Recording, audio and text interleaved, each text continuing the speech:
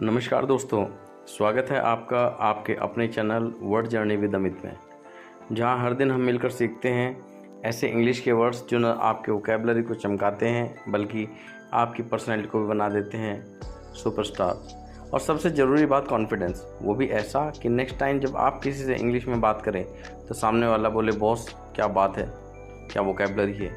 तो buckle up, क्योंकि हम करने वाले हैं एक मज़ेदार और ज्ञान से भरा सफ़र 3 बेहतर शानदार शब्दों के साथ, जो हैं जेनिथ, नॉस्टैल्जिया और लिमरस।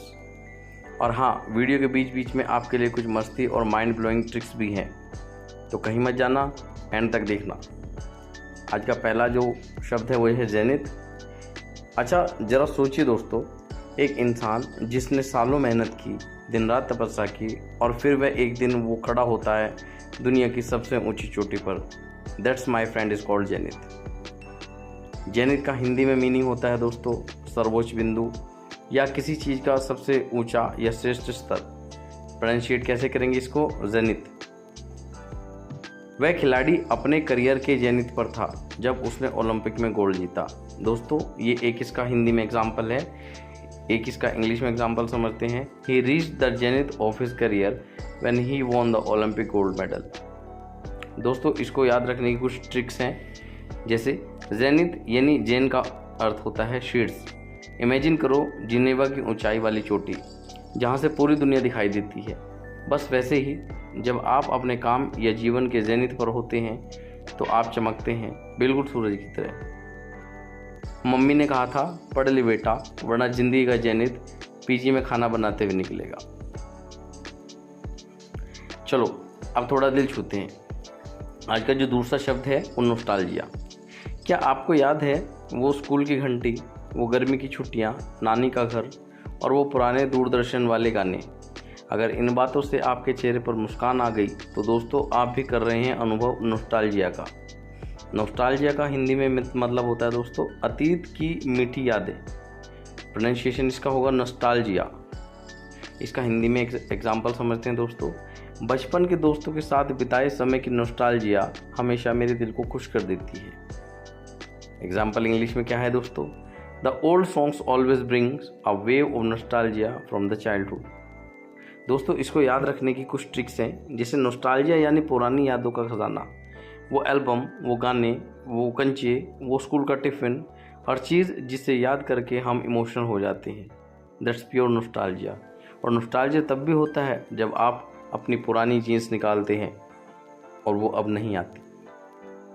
दोस्तों, आज का हमारा तीसरा शब्द है लिमरेंस। कभी किसी को देखकर दिल धड़कने लगा है, हर पल बस उसी का ख्याल, फ़ोन की हर रिंग में उसी की आवाज़ सुनाई दे। भाई साहब, ये क्रश नहीं, यह है लिमरेंस। लिमरेंस का हिंदी में मतलब होता है किसी के लिए तीव्र एक तरफा प्रेम या आकर्षण। प्रोनाउंसिएशन इसका है लिमरेंस। और इसका हिंदी में एग्जाम्पल क्या है दोस्तों? उसने मुझे इतनी तीव्र लिमरेंस के साथ देखा जैसे वह सिर्फ मुझे ही चाहता हो। इंग्लिश में एग्जाम्पल देखिए। Her feelings were full of limerence as she couldn't stop thinking about him. दोस्तों, इसको याद रखने का एक ट्रिक है, limerence equal to love plus fever is equal to love का इन्फेक्शन। जहां आप एक तरफा ही पागल हो जाते हैं पर दूसरा इंसान शायद आपको जानता भी ना हो। मैं 6th क्लास में उसी को देख रहा हूँ, अब तक मैं लिमरेंस है और वो अब 2 बच्चों की माँ है। जोक अपार्ट दोस्तों।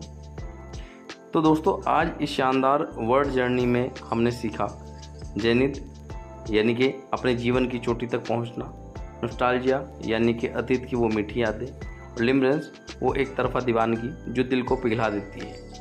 ये सिर्फ शब्द नहीं है, ये आपकी सोच को, आपकी भावनाओं को और आपके एक्सप्रेशन को नए स्तर तक ले जाते हैं। इमेजिन कीजिए जब आप किसी से बात कर रहे हों, कैजुअली बोले, that movie gave me real nostalgia, या I am working hard to reach the zenith of my career. Boss, impression तो बन ही जाएगा। और याद रखिए, हर दिन बस 3 नए शब्द, रोजाना की वोकैबुलरी बूस्ट, इंग्लिश में फ्लुएंसी और आत्मविश्वास में बूस्ट। तो अगर आप भी बनना चाहते हैं वर्ड मास्टर तो इस यात्रा का हिस्सा बनिए। हर दिन सीखिए और अपने इनर सेल्फ को उठाइए जेनिथ तक। लाइक कीजिए, सब्सक्राइब कीजिए और शेयर ज़रूर कीजिए, क्योंकि शब्दों की यात्रा सिर्फ मेरी नहीं, हम सब की है। Word journey with Amit channel में शब्दों के साथ बढ़ते रहिए और सीखते रहिए। मिलते हैं अगले एपिसोड में, तब तक के लिए खुश रहिए, मोटिवेटेड रहिए और इंग्लिश बोलते रहिए। धन्यवाद।